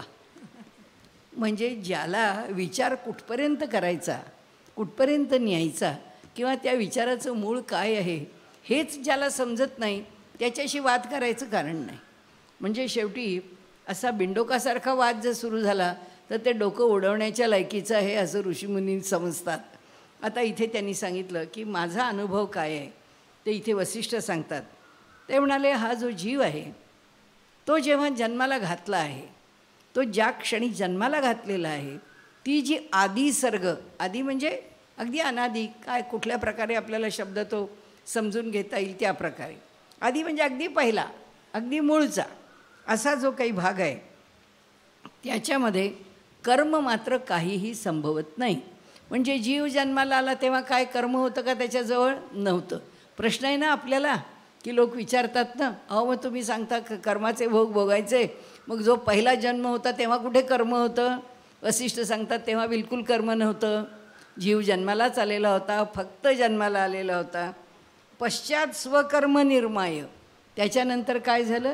त्यांनी स्वतःचंच कर्म निर्माण केलं, मनुष्यानीच निर्माण केलं. निर्माय भुंक्ते कल्पनाय सचित, आणि काय भोगतो तो? स्वतःच्या इच्छेने कर्म निर्माण करून तो भोगत राहतो. स्वतःची इच्छा म्हणजे भुंक्ते कल्पनाय, कल्पनया म्हणजे कल्पनेनी. कल्पना कशाची? निर्णय घेण्याची. आत्ता समोर माझ्यासमोर ही वस्तू आहे, समोरच्या माणसांनी माझा अपमान केला आहे, मला दूरवर जायचं आहे, काय करायचं हे माझी कल्पना आहे. दुसरं काय? माझा विचार म्हणजे काय? माझी भूमिका आहे. मला जे वाटलं ते मी केलं, मला जे वाटलं ते मी करणार. ते म्हणाले समोर घटनाप्रसंग भगवंतांनी सृष्टी निर्माण करून ठेवली आहे. वसिष्ठ रामाला सांगतात, रामा पश्चात स्वकर्म निर्माय, स्वतःच्या कर्मानी निर्माण केलेलं असं जे स्वरूप आहे ते भुंकते, त्याचा भोग घेतो. कोण घेतो? तर म्हणाले त्या ठिकाणी कल्पनया सचित, कल्पनेने ते चित्त त्याचा भोग घेतं. आपण फार त्याच्या खोलात जरी नाही गेलो तरी चित्त म्हणजे ते चैतन्य, ते चैतन्य म्हणजे तो जीव, ते चित्त ज्या ठिकाणी ज्या देहाचा आश्रय करून राहिलेलं आहे. आता आपण चित्त पाहिलं की नाही, आणि त्यांनी सत चित्त आणि आनंद म्हटलं की नाही, ते जे चित्त आहे त्याचं मूर्त रूप देहाशी जोडलं गेल्यावर काय होतं? चित्त. देहाशी जोपर्यंत जोडलं जात नाही तोपर्यंत चित्त अशा स्वरूपामध्ये आहे ते. तर आता म्हणाले हे त्या चित्त आपल्याच कल्पनेनी सगळं करतं. आणि बघा आपण आपले निर्णय घेत असतो. आता यावर्षी रामाचं नवरात्र आहे, मग रामाच्या नवरात्रात आपण 9 दिवसाचं काय, आता ह्यावेळी नेमकं लहान आलं आहे, पण म्हणजे 7 दिवस 8 दिवस आपण काय करायचं? रामायण वाचायचं का रामरक्षाचे पाठ करायचे का रामनामाचा जप करायचा? कारण सगळा पुण्यकाल आहे, वर्ष सुरू होत आहे आणि रामनवमीपर्यंतचे दिवस सगळे उत्तम आहेत. कसे जातात भरभर भरभर कळतसुद्धा नाहीत आपल्याला. इतका आनंदमय काळ असतो, वसंत ऋतूचा काळ आहे, चित्ताला प्रसन्नता देणारा काळ आहे. आणि आजच्यासारखा पाऊस पडून गेल्यावर तर विचारूच नका, इतकं सुंदर वातावरण निर्माण झालेलं असतं, अंतःकरणाला प्रसन्न करतं. कल्पना आम्ही करतो की आमच्या कल्पनेने आम्हाला काय करायचं आहे ते करतो. आता दोन्ही विषय वसिष्ठ पुढे सांगतायत आपल्याला आणि म्हणाले ते चित्त जे आहे ते अनुभवतं. कोणाच्या आश्रयाने? चित्ताच्या. चित्त काय करतं? कल्पना किंवा आपला निर्णय बुद्धीने घेतलेला, आणि त्याप्रमाणे ते व्यवहार करतं. असा व्यवहार केला की मग तो भोगतो. त्या व्यवहाराचा आनंद किंवा दुःख आता हे कोणाचं चाललं आहे? ह्या पहिल्या देहानी केलेल्या कर्माचं चाललं आहे, प्रारब्धानी नाही. भगवंतानी फक्त देह दिलेला आहे आणि भगवंतानी चैतन्य दिलं आहे आणि अंतःकरणामध्ये हे चित्त दिलेलं आहे. त्या चित्तमुळे चित्त दिलं आहे, म्हणजे आज चित्त पण दिलं आहे आणि आतमध्ये तो परमात्मा निवास पण करून आहे. म्हणजे चैतन्यही इथे आहे, म्हणजे सत पण इथे आहे आणि चित्त पण इथे आहे. आता त्याच्यातून आनंद निर्माण करायचा का दुःख निर्माण करायचं ते आम्ही ठरवायचं आहे, ते परमात्मा नाही ठरवत. मग काय त्यांनी म्हटलं, अहो कर्माचं तुम्हाला स्वातंत्र्य आहे, कर्म करण्यामध्ये तुम्ही स्वतंत्र आहात. किती स्वतंत्र आहोत? आम्ही जेव्हा प्रारब्धाची भाषा बोलू तेव्हा त्याचा विचार पुन्हा करू. म्हणाले स्वकर्म निर्माय भुंक्ते कल्पनया सचित. तर ते जे चित्त आहे ते त्याचा भोग घेतं. आता त्याचा भोग घेताना जेव्हा स्वतःचं कर्म निर्माण करून भोगायला लागला, पुढे काय होतं? आता एक तयार व्हायला लागते भूमिका. पुढे चाललं ना, कालनिहाय ही सृष्टी आहे ती. आता आदिसृष्टी काही फक्त त्या आदिस्थितीवर राहत नाही. आपल्याला आपल्या आयुष्यात कळतं ना की 40 वर्षापूर्वी तुळशीबागेत येत होतो तेव्हा माणसं कोण होती, आम्ही कसे होतो आणि आम्ही कशा प्रकारांनी काय करत होतो. म्हणजे तुळशीबागेतील दुकानं कशी, त्या दुकानांमधनं असणारं वातावरण कसं, आम्हाला काळाप्रमाणे लक्षात येतं की काळाप्रमाणे सगळे बदल होत असतात. आपणही बदलत असतो, माणसंही बदलत असतात, आपलीही वयं बदलत असतात. आणि आपल्याला कळतं त्या तुळशीबागेचे धावत धावत पळत पळत येत होतो, आता 2 पावलं टाकताना पाय अडकळत आहेत. सगळा कालायत अस्मै नवा म्हणाले, काल बडा बलवान आहे, तर तो आपल्याला सगळं दाखवत असतो. आता ती आदिसृष्टी आधी कशी राहील? ती पण सृष्टी पुढे चालली ना. ती सृष्टी कुणाबरोबर पुढे चालली? ह्या चित्ताबरोबर आणि या देहाबरोबर, या दोघांना घेऊन पुढे चालली. आता ते सांगतात, रामा लक्षात घे की ह्या सृष्टीचं स्वरूप तुला समजून घ्यायचं आहे ना. जलावर्तस्य को देहः कानि कर्माणि चोच्यताम यथांबू मात्र मावर्तो ब्रह्म मात्रम तथा जगत. म्हणाले कसं आहे, पाण्यामध्ये भोरा तयार झाला आहे पाण्याचा. जलावर्त म्हणजे आवर्त, त्याच्यामध्ये निर्माण झाले. को देह हा काय आहे म्हणाले, त्या भोवऱ्याला जो भोरा आहे त्या भोवऱ्याला काही शरीर आहे, त्याला काही त्याचं वेगळं असं काही स्वरूप आहे. आणि त्याला काय कर्म आहे? काही कर्म नाही आहे, आपोआप निर्माण झाला आहे तो भोरा. आणि त्या भोऱ्यामध्ये को देह हा कानी कर्माणी चोच्यताम, त्याच्या ठिकाणी ना कर्म आहे, त्याच्या ठिकाणी ना देह आहे. तो आपला पाण्यामध्ये एक आवर्तन सुरू झालं, केवळ एका सृष्टीच्या नियमामध्ये ते पाणी अडकलं, म्हणून ते पाणी गरगर गरगर फिरायला लागलं.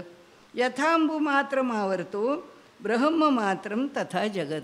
ज्याप्रमाणे ते पाणी त्या आवर्तामध्ये सापडतं त्याचप्रमाणे हे जग ब्रह्मरूप आहे, हे लक्षात ठेव. ते आवर्त आहे म्हणून काही ते पाणी नाही आहे असं नाही आहे, ते पाणीच आहे, पाण्याशिवाय दुसरं काही नाही. पण आवर्त दिसलं किंवा तो त्या ठिकाणी निर्माण झालेला भोरा दिसला की आम्हाला काय वाटतं, अरे ह्या इथे पाण्यात भोरे आहेत बरं का, हे पाणी संथ वाहत आहे बरं का. हे सगळं काय आहे म्हणाले, ते संथ वाहत असलं तरी, लाटा निर्माण होत असल्या तरी, भोरे निर्माण होत असले तरी, ते सगळं काय आहे, जलच आहे. आणि त्यामुळे म्हणाले एक लक्षात ठेव, वसिष्ठ महामुनी म्हणतात, हे रामा, हे राजपुत्रा, ह्या सगळ्यामध्ये एका ब्रह्माशिवाय काहीच नाही आहे. आणि त्यामुळे काय होतं म्हणाले की ईश्वर फक्त संकल्पना करतो.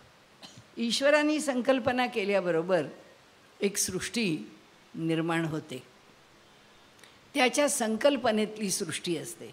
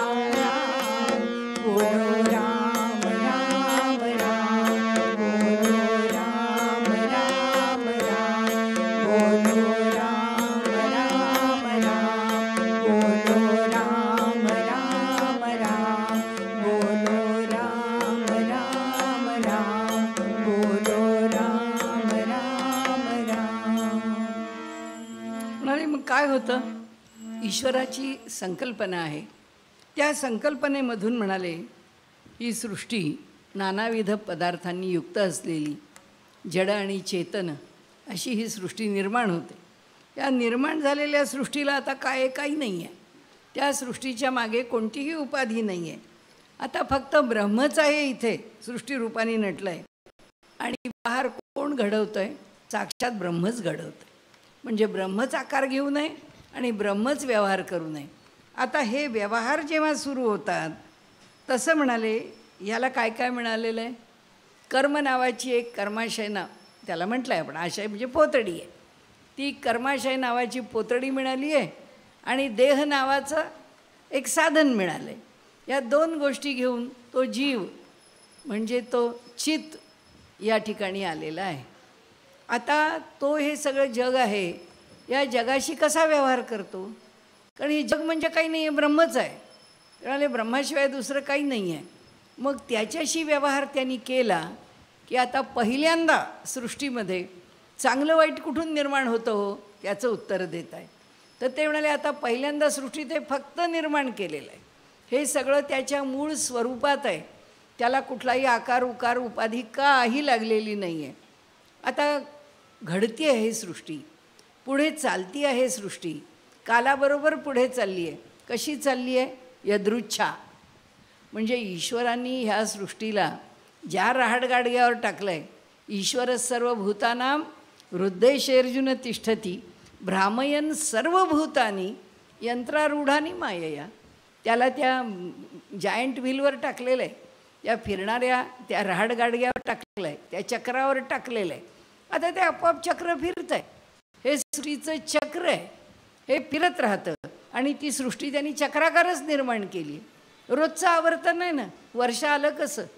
रोजचं दिवस रात्र दिवस रात्र दिवस रात्र करत महिने गेले, 12 महिने झाले, संवत्सर झालं की वर्ष आलं. म्हणजे हे सगळं चक्राकार गतीने चालू आहे. हे चालवणारा यदृच्छा, त्याची इच्छा. आता त्याच्या इच्छेने चालवताना मला, माझ्या चित्ताला, मला, ह्या जीवाला जे करावं असं वाटलं ते मी केलं. आता पहिला जन्म येतो म्हणजे त्या पहिल्या याच्यामध्ये योग्य केलं, योग्य फल मिळालं. अयोग्य केलं, अयोग्य फल मिळालं. झालं, माझी कर्माची पोतडी भरायला लागली. आणि ती कर्माची पोतडी भरली, मग काय झालं? कर्माशय निर्माण झाला.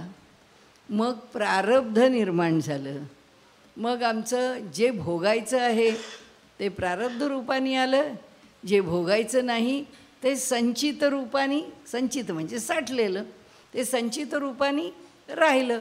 तर वसिष्ठ महामुनी म्हणतात की आता पाप आणि पुण्य निर्माण कसं झालं? पाप आणि पुण्य हे आम्ही आमच्या हाताने निर्माण केलं. आता ह्या सृष्टीमध्ये आम्ही प्रश्न काय विचारतो पुढचा, की अहो देवानी दुःखच कशाला निर्माण केलं? देवानी वाईटच तो नाहीच निर्माण करत. त्यांनी काय निर्माण केलं? त्यांनी काही नाही निर्माण केलं. आम्ही चांगले वागत राहिलो तर सगळं चांगलंच आहे, आम्ही वाईट वागत राहिलो तर सगळं वाईटच आहे. आणि हे कुणी वागायचं आहे, हे कुणी ठरवायचं आहे? काल परवापासून आपण बघतोय तसं की विश्वामित्रांचं चरित्र असो, वसिष्ठांचं चरित्र असो, विश्वामित्रांच्या अंतःकरणामध्ये असलेल्या ज्या राजसिक आणि तामसिक गुणांच्या भूमिका आहेत, त्या प्रत्येक गुणांनी त्यांना वरखाली वरखाली केलं आहे. आणि त्या प्रत्येक वेळी त्यांच्या लक्षात आलं, अरे नाही, मला ब्रह्मर्षीच व्हायचं आहे, पण हे गुण मला त्रास देतात, चला तपस्येला, याची निवृत्ती करा. आणि ती इतक्या प्रामाणिकपणे कठोरपणाने केली आहे की त्यांचा अधिकार वाढतच गेला आहे. म्हणजे कर्म फक्त पापाच्या निवृत्ती करता नाही झालं, स्वतःच्या उन्नती करता झालं, स्वतःला सुख देण्याकरता झालं. भगवंतांनी आम्हाला हाच धडा दिला आहे. काय प्रारब्ध घेऊन आलो आहे त्याचा विचार कशाला करायचा? आम्हाला काही गरज नाही. आम्ही आत्ता वागायचं कसं एवढा आमचा विषय. माझ्या हातात काय आहे? प्रारब्धाचा विषय आहे? नाही आहे. मी वागायचं कसं हा विषय आहे. हो,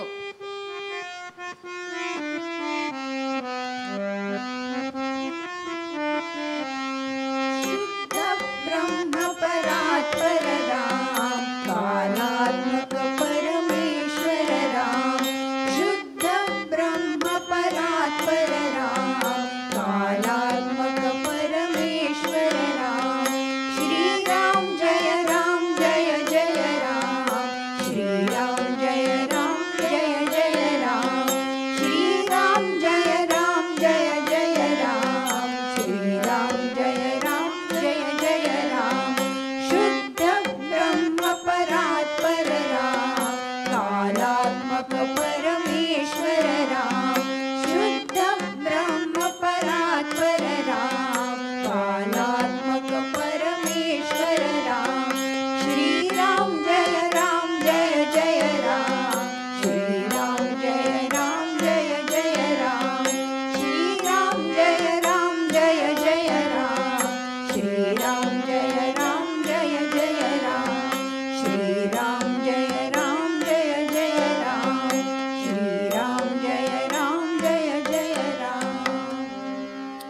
म्हणाले याच्या पुढे असं होतं की ही जी पहिली संधी भगवंतानी आम्हाला दिली आहे, एक लक्षात ठेवावं आपण, भगवंत कधीही दोष त्याच्याकडे घेणार नाही.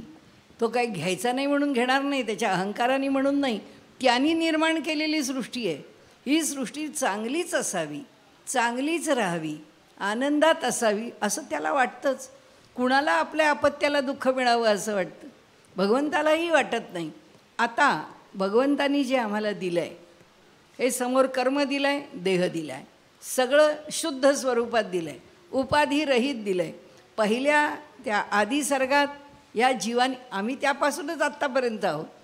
हा जीव जन्माला तिथपासूनच आलेला आहे, फिरतोय फिरतोय फिरतोय. समर्थांनी म्हटलं आहे तसं की जन्म कोट्यानुकोटी मी फिरतोय, मजवरी करुणेचा राघवा पूर लोटी. तुला माझे जळतं हृदय माझे जन्म कोट्यानुकोटी. या माझ्या हृदयाला माहीत नाही किती कोटी जन्म गेलेले आहेत. स्वतः ज्ञानेश्वर माऊलींनी म्हटलं आहे, अहो ज्ञानेश्वरी आम्ही लिहिली ती काय सोपी आहे का? सत्य वाचायचे तप केले आम्ही अमित कल्प. आता आपल्याला कल्प कळला आहे. आणि ज्ञानेश्वर महाराज म्हणतात, ज्ञानेश्वरी लिहिण्याकरता वाणीनी सत्य बोलावं, ह्या व्रताचं तप आम्ही अनेक कल्प केलेलं आहे. म्हणजे हा सगळा हिशेब फार लांबचा आहे. आपण जो हिशेब मांडतो, आपल्याला साधा सोपा व्यवहार आहे, चांगलं वागावं, चांगलं राहावं.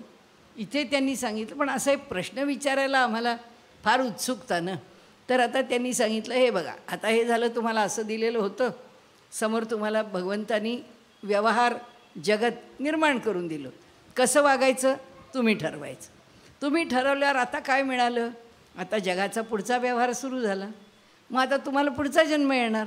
मग पुढचा जन्म येणार की काय होणार? आता कर्म तुमच्या मानगुटीवर बसलं आणि मग आता कर्माप्रमाणे प्रारब्धाप्रमाणे तुमचा व्यवहार सुरू झाला. आणि मग वसिष्ठ रामाला सांगतात, म्हणाले सर्ग तयारूढे भवेत प्राक कर्मकल्पना. आता इथे म्हणाले मागचं कर्म आहे ना ते सुरू झालं, तोपर्यंत नव्हतं सुरू झालं. पश्चात जीवा भ्रमंती मे कर्म पाशान्वशीकृता. त्यानंतर म्हणाले जीव भ्रमायला लागला. आपण केलेल्या कर्माप्रमाणे प्रारब्धाप्रमाणे त्याला भटकत राहावं लागलं. सुरुवातीला भगवंतानी आम्हाला फ्री व्हील दिलेलं होतं, त्यांनी आम्हाला मुक्त स्वातंत्र्य दिलेलं होतं. त्या मुक्त स्वातंत्र्याचा घेतला का आम्ही फायदा? आणि घेतला असेल, त्यांनी घेतला असेल, कदाचित पुढे घेतलेला फायदा खाली उतरले असतील. शेवटी मनुष्य आहे की त्याचं स्खलनशीलता आणि त्याच्या ठिकाणी स्वतः अधिकाधिक उच्च अवस्थेकडे जाण्याकरता केलेली प्रगती, दोन्ही गोष्टी जन्मजन्मांतरी चालूच राहतात. असो, त्याप्रमाणे त्यांनी सांगितलं की हे लक्षात घ्या. म्हणाले, रामा तुला मी 2 प्रकार सांगतो. एक प्रकार असा आहे, हा मी तुला आत्ता ब्रह्मवाद सांगितला. सर्व काही ब्रह्मापासून निर्माण झालं, याचं नाव काय? सर्व ब्रह्मवाद. सर्व जी सृष्टी आहे, सर्व ह्या सृष्टीचं जे स्वरूप आहे ते ब्रह्मापासून उत्पन्न झालं आहे. आता दुसरी भूमिका सांगतो. म्हणे दुसरं भूमिका की मनोमिदम जगत, मनाच्या कल्पनेनी जग निर्माण झालेलं आहे. ह्या जगाच्याकडे बघताना तू आता ईश्वर भावानी पाहिलंस. ईश्वरावर सोपव साधी गोष्ट आहे नाही, तर तू तुझ्या चित्ताला अनुसरतोस आणि व्यवहार करतोस.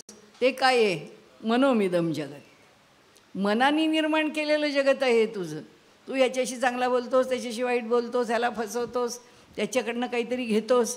हे सगळं जे आहे हे सगळं मनाचं आहे, हे सगळं कल्पनेचं आहे, हे सगळं मनाला वाटतं म्हणून आहे. आता ह्या भासमय जगतावरती मन आहे, तेव्हा ह्या इथे सृष्टी मानली नाही आहे. कशी? ईश्वराने केली आहे असं मानलं नाही आहे. त्यांनी आम्हाला, ईश्वराने आमच्यावर कृपा केली आहे मानलं नाही आहे. ह्या सृष्टीमध्ये सर्व द्रुत भरून राहिला आहे मानलं नाही आहे. ही भूमिका मोठी वैशिष्ट्यपूर्ण आहे योग वासिष्ठाची, की ते म्हणतात ही सृष्टी कशी निर्माण झाली? मनापासून. मनोनिर्मित सृष्टी आहे. मनाने ह्या जगाला निर्माण केलं आहे. आम्ही जसे वागतो, आताची आमची ह्या काळाचा परवलीचा शब्द काय आहे किंवा आत्ताचा चालू ट्रेंड काय? बी पॉझिटिव्ह, बी पॉझिटिव्ह.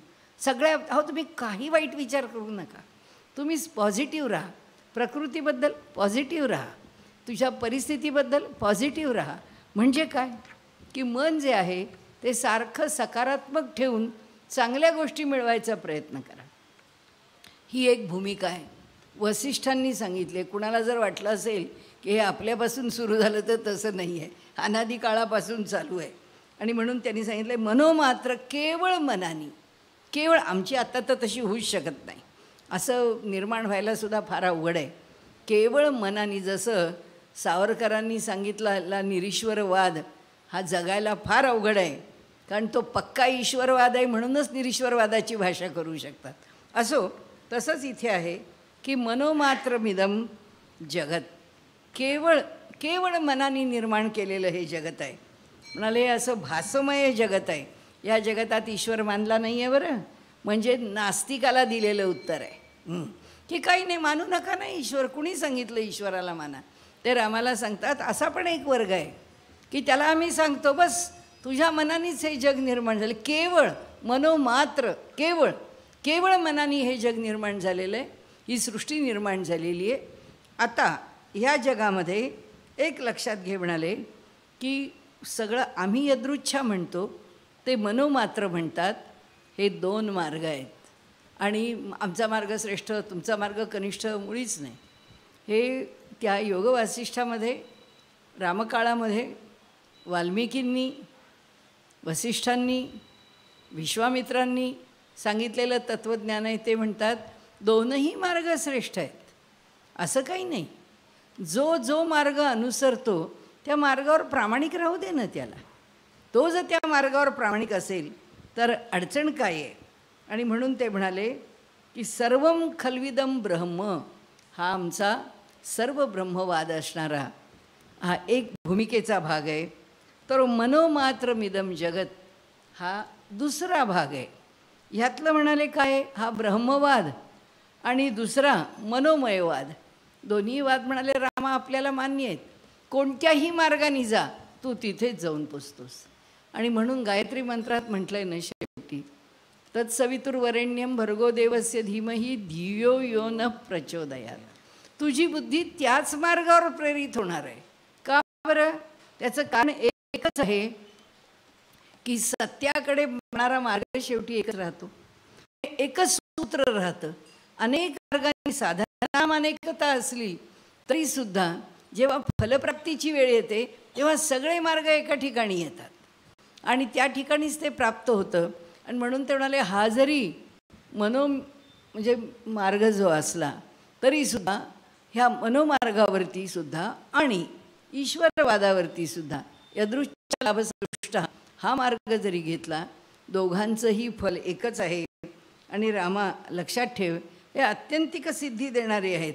तुला काय रम्य वाटतं सांग मला? मनाची सृष्टी योग्य वाटते का तुला ईश्वरवाद श्रेष्ठ वाटतो? जो वाटेल तो अवलंब. आणि आज आपण इथेच थांबूया. त्यांनी या ठिकाणी हे उत्तर पूर्ण केलं आहे आणि त्यांच्या दृष्टीने ही भूमिका आता संपलेली आहे मांडण्याची.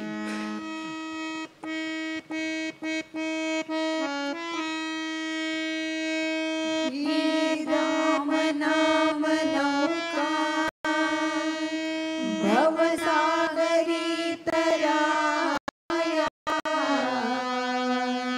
ही राम नाम नौका भवसागरी तराया, मदमोह लोभ सुसरी किती डंखती विषारी, ते दुःख शांत वाया मांत्रिक राम राया, ही राम नाम नौका भवसागरी तराया, ही राम नाम नौका भवसागरी तराया, सुटले अफाट वारे मन तारु त्यात विखरे,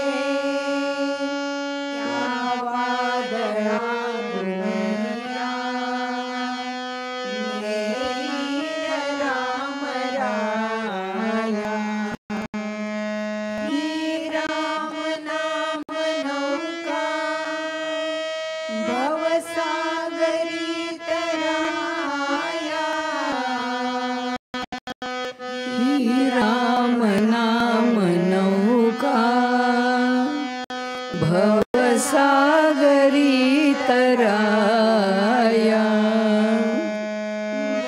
भ्रमभोवर्यात अडली नौका परीन बुडली धरुणी सुखारुहाती बसलेत राम राया ही राम नाम नौका भवसागरी तराया ही राम नाम नौका भवसागरी तराया आम्ही सर्व ही प्रवासी जाणार दूर देशी तो मार्ग दाखवाया अधिकारी राम राया ही राम नाम नौका भवसागरी तराया ही राम नाम नौका भवसागरी तराया प्रभु ही तुझीच मूर्ती हृदयी सदा दे मम मानसी तुझेची वृत्ती सदा दे जगतात सौख्य नाही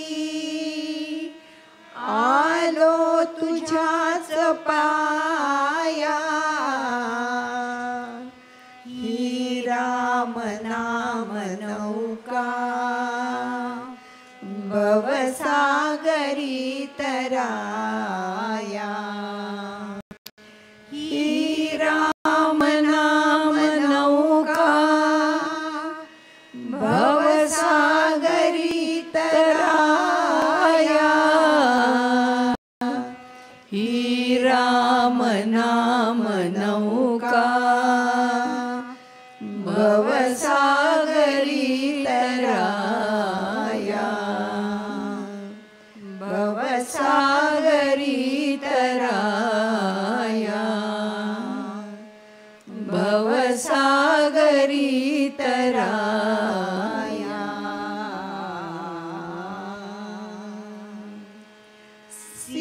सीताकांत स्मरण जय जय राम पवन सूत स्मरण जय जय राम जय जय रघुवीर समर्थ नमः पार्वती पते हर हर महादेव भारत माता की जय।